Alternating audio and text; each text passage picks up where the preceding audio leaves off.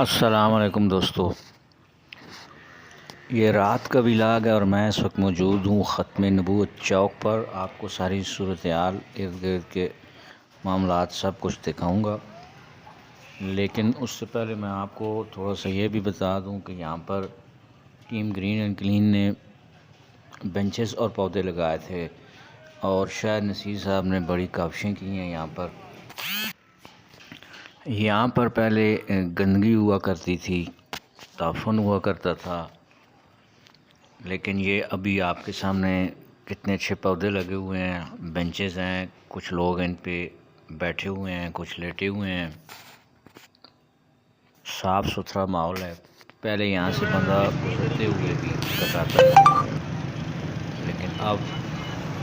یہاں پر لوگ آتے ہیں، انجوائے کرتے ہیں، بیٹھتے ہیں۔ جو بھی لوگ یہاں پر بیٹھتے ہیں، یہاں سے گزرتے ہیں،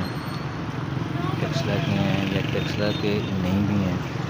یہ ان کا فرض بنتا ہے کہ ان پودوں کی اور بینچز کی حفاظت کریں، اور اگر کوئی بندہ یہاں پر تخریب کاری کرتے ہوئے یا بینچز کو توڑتے ہوئے نظر آئے تو اس کو روکنے کی کوشش کرے، کیونکہ یہ عوام کے لیے ہی لگائے گئے ہیں گرین اینڈ کلین میں، تو عوام ہی کی ذمہ داری ہے ان کی حفاظت کریں۔ اور اگر گزرتے ہوئے دیکھیں کہ السلام علیکم دوستو، اس وقت میں موجود ہوں ختم نبوت چوک ٹیکسلا میں۔